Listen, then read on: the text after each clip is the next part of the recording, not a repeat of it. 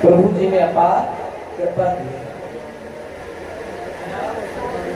और यही कलयुग का परम प्रतापा, ये है कलयुग का परम प्रतापा। मानस पुण्य होई नहीं पापा, मानस पुण्य होई नहीं पापा। कि मेरे प्रिय भगवत प्रेमियों, जब कलयुग में राधा रानी की कृपा हो जाए, जब बिहारी जी की कृपा हो जाए, तो समझो कि मानुष के पुण्य के जो प्रताप है, पुण्य का जो दीपक है वो जल गया, प्रकट हो गया। बिहारी जी ने, राधा रानी ने कृपा की है और आपको बुलाया है।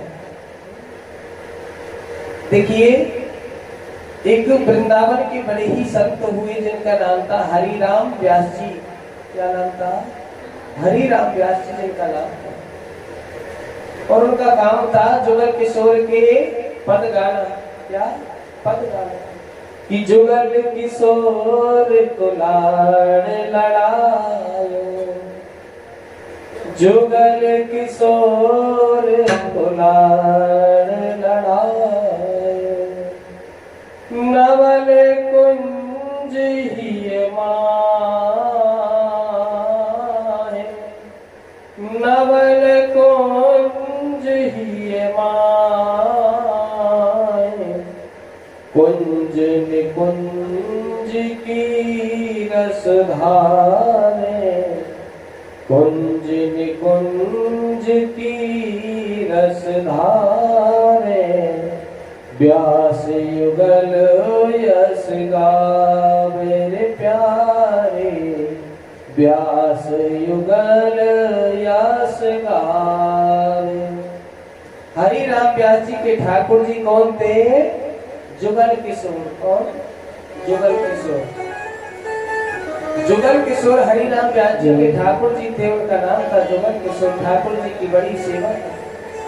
उनका एक काम था कि नित्य प्रतिदिन प्रातः उठना, ठाकुर जी का स्नान कराना, स्नान करा के भजन पूजा पाठ करके और बालकों से कह देते, बेटा मैं जा रहा हूँ, तुम कन्हैया को, तुम जुगल किशोर को भोग लगा दे, जुगल किशोर को भोग लगा। इतना कहकर वो वृंदावन की गली गलियों में जाते। और भैया गली गलियों में क्यों जाते? कि वो देखते कोई वृंदावन को छोड़ के, वृंदावन को तज के तो नहीं जा, वृंदावन को तज के तो नहीं जा।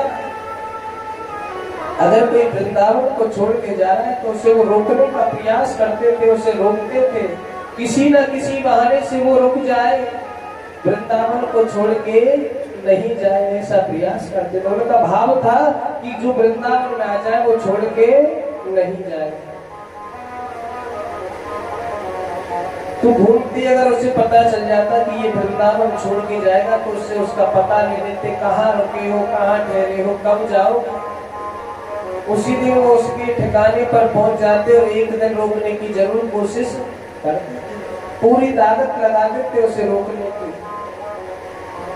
एक दिन की बात है कि उनकी कुटिया पर एक संत आए। कौन आए? संत आए। हमारे वृंदावन का शतक है कि भ्रात तिष्ठ तले तले बिना बिना ग्रामे सुभिक्षा मुटहे स्वच्छंद पियनाम जलम बलम। चिराणि कंटाम कुरु सामान नाम कलयति धोर गरलम। नीच पा अपमान सुधा श्री राधा मुरली रवो व्रज सखे वृंदावनम मत्यजः। क्या था? शतक है। शतक में कहा है कि भ्राता तिष्ठे तले तले बिटपि नाम ग्रामीषु भिक्षा मुटहे स्वच्छंद पिबयानाम जल जलवलम। कि जो वृंदावन में आ जाए वह भिक्षा मांगकर अपना जीवन यापन करे और यमुना जी का पान करे, यमुना जी का जल पिए। और कि चिराणि कंडाम कुरु सम्मानम कलयाति धोर गरिलम नीचमा अपमानम सुधा। कि अगर आपका कोई अपमान भी कर दे, आपका कोई अपमान भी, घोर अपमान कर दे, बुरा नहीं माने, क्योंकि वृंदावन की लीला अपार हुआ। प्रेम करता है, आपका कोई अपमान कर दे तो आपको बुरा नहीं मानना है। कि श्री राधा मुरली रवो ब्रज सखी वृंदावन मत त्यज। कि जो वृंदावन की रज में एक बार रमण करके पुरुष वृंदावन को मत तजो, मत जाओ। बड़ा सुंदर शतक है वृंदावन। अब वहां एक संत आ गए हरिराम व्यास जी की कुटिया पर। जब कुटिया पर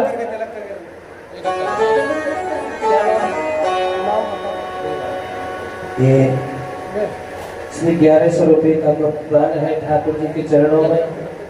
ठाकुर जी से भक्तों के भंडारे भरे, घर में सुख समृद्धि प्रदान करे। जोरदार तालियों से इनका स्वागत किया जाए।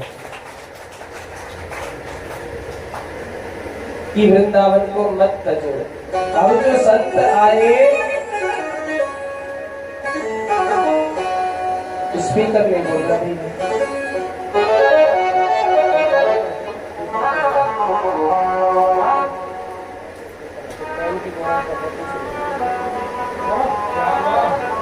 तो जब संत आए तो संत हरिराम व्यास जी की कुटिया पर गए। तो हरिराम व्यास जी ने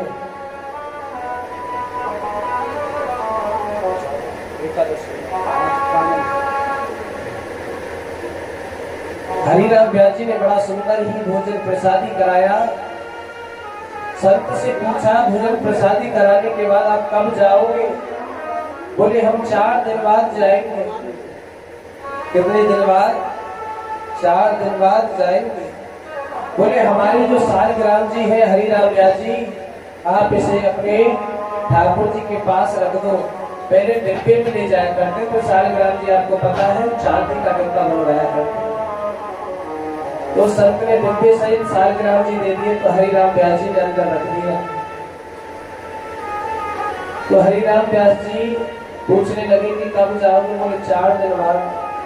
तो फिर मन में कहते ओहो कितने बड़े दुर्भाग्य हैं कि किशोरी जी ने कृपा करके आपको बुलाया, किशोरी जी ने आपका हाथ पकड़ा, प्रिया प्रीतम जी ने आपका हाथ पकड़ा और आप उन्हें छोड़ के जाना चाहते हो, आप उन्हें छोड़ के भागना चाहते हो।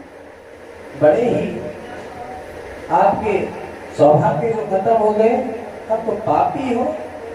एक बार वृंदावन में आके जाने की कहता कौन है? वृंदावन को तो तजना ही नहीं चाहिए। वृंदावन जैसा आपको कहीं प्रेम नहीं मिलेगा। धन्य धन्य वृंदावन वृंदानी, धर्म कर्म जहाँ बटत जेवरी, मुक्ति भरे जहाँ पानी, धन्य धन्य वृंदावन वृंदानी।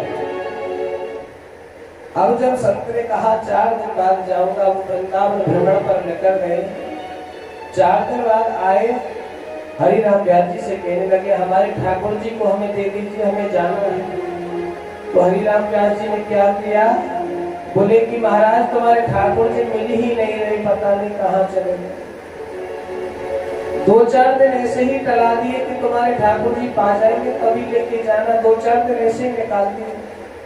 अब रात में सोचते कि अब तो दिन निकल गए, लेकिन फिर कहेगा कि मुझे जाना है, तो फिर रोकूं कैसे?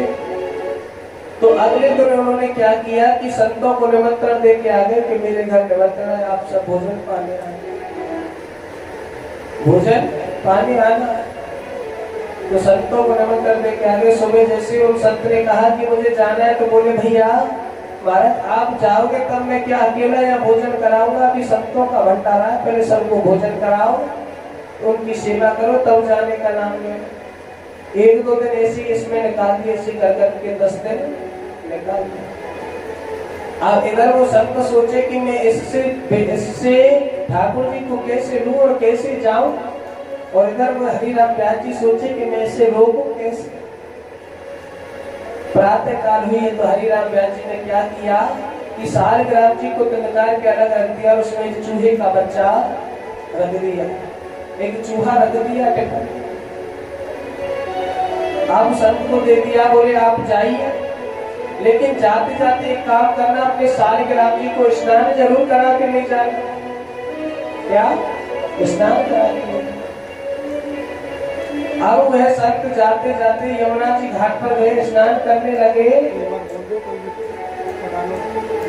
एक बार जब स्नान करने लगे तो बोली सालिग्राम जी को स्नान करा दो। जैसे ही वो टिपन जमीन पर खोलकर यमुना तट पर जैसे ही जमीन पर रखा था उसको खोले, एकदम चूहे का बच्चा निकल के भाग गया। पलक झपकते ही निकल के भाग गया, क्योंकि किसी पक्षी को या किसी जानवर को आप बंद करके रखो और खोलो तो एकदम वो भागता है, ऐसे पलक झपकते भाग गया। अब तो संत दौड़े दौड़े गए हरि राम व्यास जी के पास। बोले भैया हमारा तो जो सालिग्राम भगवान ने बताई नहीं वो कहाँ आ गए। एकदम दौड़ लगा के आए, हम देख ही नहीं पाए कि कहाँ भाग गए। तो हरिराम व्यास जी कहने लगे महाराज आपके ठाकुर जी वृंदावन को छोड़ के नहीं जाना चाहते, आप क्यों जाना चाहते। हरिराम व्यास जी का काम था कि जैसे तैसे उसको रोको और इतना रोको कि जब तक आदमी के प्राण ना निकले, और जब आदमी के प्राण निकले वो कहीं जाने के कहे तो उससे कह देते कि भैया तू कहाँ जाएगा, यही प्राण तज दे, यही तेरे प्राणों को छोड़ दे, तेरी मुक्ति हो जाएगी, भगवान के धाम को जाएगी। ऐसे भक्तों को अनंत काल तक ब्रजवासी बना देते थे, ऐसा बड़ा ही भाव था। तो हमारा भी आपसे यही कहना है कि वृंदावन को कभी मत छोड़ो, वृंदावन को कभी मत छोड़ो। आप कहोगे महाराज हम रहते भरतपुर में, वृंदावन वहाँ, घर यहाँ, तो आप तन से वृंदावन को छोड़ दीजिए लेकिन मन से मत छोड़िए। मन में तो आप याद रखिए कि हम वृंदावन में हैं, यमुना जी बह रही है, यमुना जी बह रही है, बिहारी जी के दर्शन कर रहे हैं, निधि वन में कन्हैया रास रचा रहे हैं। मन से मत जाने दीजिए वृंदावन को। जब मन में वृंदावन बस गया तो मेरे बिहारी जी की कृपा होने से कोई रोक नहीं। तन से भले ही छूट जाए वृंदावन, मन से नहीं छूटे। यही तो अद्भुत लीला है मेरे बिहारी जी की, यही तो महती कृपा है। और बिहारी जी भी कृपा तब करेंगे आप वृंदावन को छोड़ोगे नहीं। और जब वृंदावन को आप छोड़ोगे नहीं तो ब्रज की महारानी कौन है, राधा रानी। ब्रज की महारानी है राधा रानी, वो आप पर कृपा करेंगी तो बिहारी जी की वो कृपा करनी ही पड़ेगी। चलते हैं प्रसन्न की तरफ। तो इंद्र को मेरे कन्हैया ने वहां से वापस कर दिया। ब्रज से बोले अभी राजपाट कीजिए, उसके बाद आप ब्रज में वास करना। देखिए ब्रज में जन्म तो कोई भी ले सकता है, लेकिन ब्रज में मृत्यु हो जाए ऐसा हर किसी के नसीब में नहीं। बड़े ही सौभाग्यशाली होते हैं लोग जो कि ब्रज में मृत्यु हो पाती है। चाहे ब्रज में आपका जन्म क्यों नहीं हो जाए, लेकिन कहीं ना बहुत से लोगों को देखा है कि ब्रज से बाहर ही उनके प्राण हो जाते हैं। और ब्रज में जाकर तो क्या है कि आपको रोटी बनाने की जरूरत नहीं है, एक ले लो टिफिन और थाली ले लो और घर घर मांग के खाओ। ब्रज में जाके तो ब्रज जाके तो मांगते ही हो, मधुकरी मांग मांग के खानी चाहिए ब्रज में तो, क्योंकि जब ब्रजवासियों के हाथ से आपको मिलेगा तो वह आनंद ही कुछ और होगा। ऐसी वृंदावन की जो बड़ी पावन भूमि है, ऐसी जो ब्रज भूमि है, उसको इंद्र ने प्रणाम किया कि ऐसी भूमि को मैं प्रणाम करता हूँ जहाँ मेरे कन्हैया का प्राकट्य हुआ है, जहाँ मेरे कन्हैया लीला करते हैं। कि हे भूमि देवो शरणम कृष्ण शादेश कारणे प्राप्ता जानितम भद्रवो गोपन अनुराम जोदान। कि ऐसी भूमि को मैं बार बार प्रणाम करता हूँ। ऐसी भूमि के जो देव हैं ब्राह्मण उनको भी मैं प्रणाम करते हुए अपने कृष्ण और बलराम को प्रणाम करता हूँ। देखिए जो ये दान का जो सिलसिला चल रहा है अभी हमारे